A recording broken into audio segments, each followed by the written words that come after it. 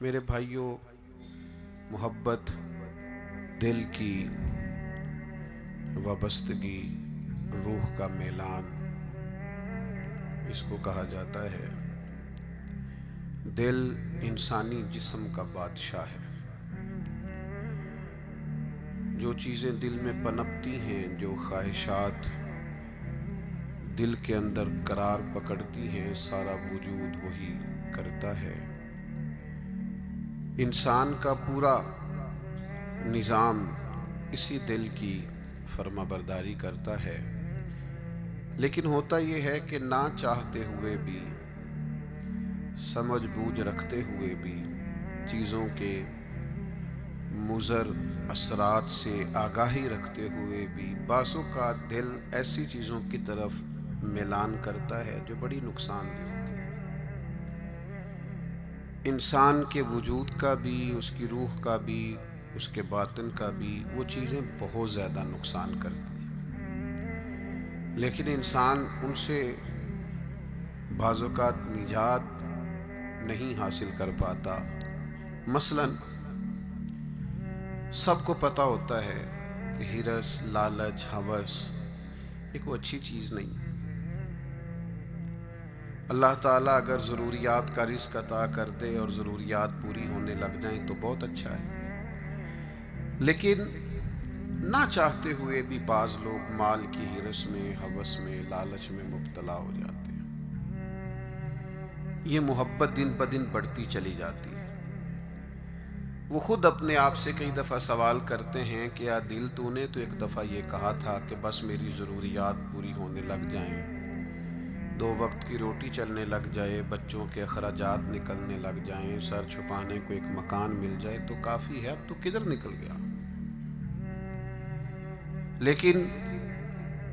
بہت سارا اس سے بڑھ کر اللہ نے فضل کر دیا، خواہش سے بڑھ کر عطا کر دیا، لیکن کہیں ٹھہراؤ نہیں ہو پا رہا، دل روک نہیں رہا۔ روز مال کی محبت، مال کا لالچ بڑھتا چلا جاتا ہے۔ یہ اس قدر زیادہ نقصان کرتا ہے کہ نبی کریم صلی اللہ تعالی علیہ وسلم نے ارشاد فرمایا کہ دنیا کی محبت ہر گناہ کی جڑ ہے۔ یعنی لوگ سمجھتے ہیں کہ معمولی بات ہے کہ میرے دل میں مال کی محبت بیٹھ گئی ہے، لیکن یہ بڑا گہرا مرض ہے۔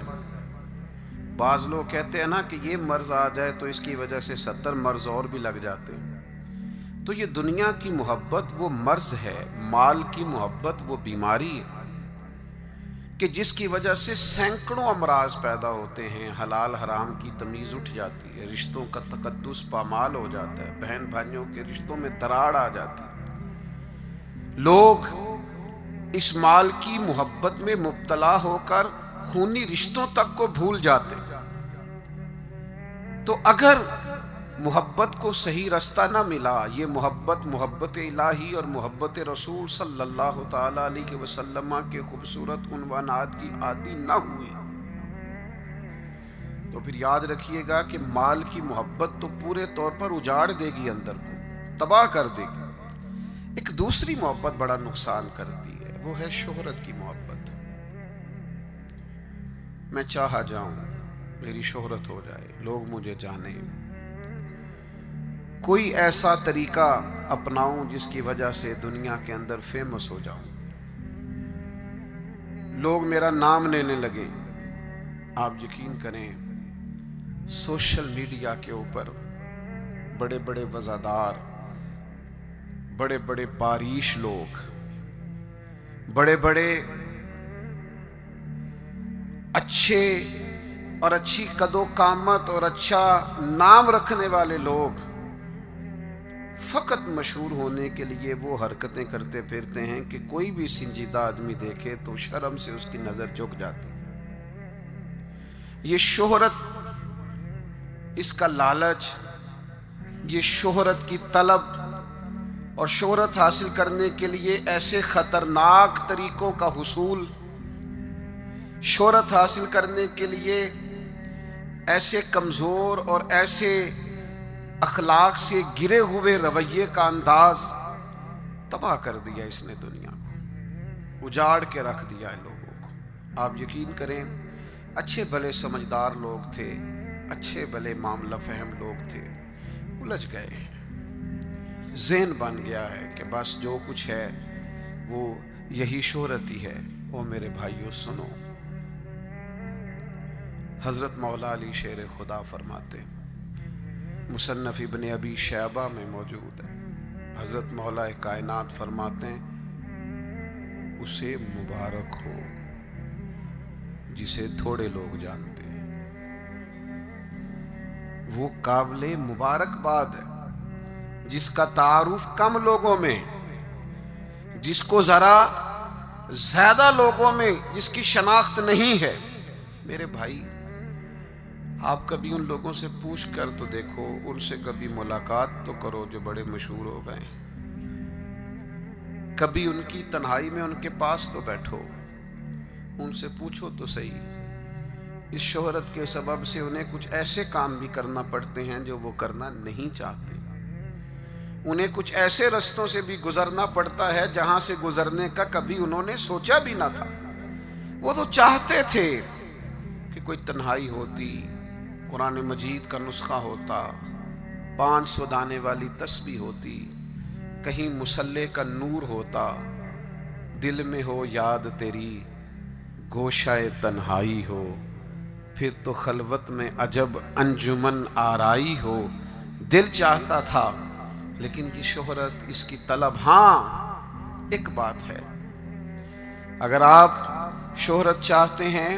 معروف ہونا چاہتے ہیں، مشہور ہونا چاہتے ہیں، بہت سارے لوگوں میں چاہتے ہیں کہ آپ کا نام سنہری حروف سے ہو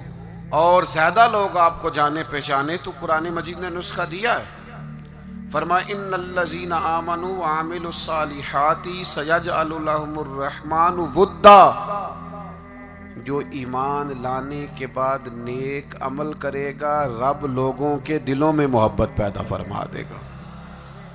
رحمان ایسا ماحول بنا دے گا کہ ان لوگوں کے دلوں میں، اللہ تعالیٰ لوگوں کے دلوں میں اس بندے کی محبت پیدا کر دے گا۔ ایک اور محبت ہوتی ہے، اولاد کی محبت، بڑی اچھی محبت ہے، ہونی چاہیے، لیکن اگر یہی اولاد شریعت کے راستے میں آنے لگے، اگر یہی اولاد اس طرح کا رویہ اختیار ہونے لگے کہ آپ کو اس کی خاطر حلال حرام کی تمیز بھولنا پڑے، یا اولاد کہیں رکاوٹ بنے شریعت کی راہ میں، تو پھر قرآن مجید نے کہا انما اموالکم و اولادکم فتنہ، پھر یہ تمہارے لیے آزمائش ہے، پھر تمہیں تھوڑا غور کرنا پڑے گا، تمہیں پھر دیکھنا پڑے گا، پھر تمہیں توجہ کرنی پڑے گی کہ کہیں اللہ رسول کے راستے میں تو نہیں آ رہی۔ حضرت ابوبکر صدیق رضی اللہ تعالیٰ عنہ کے بیٹے نے ایک دفعہ کہا تھا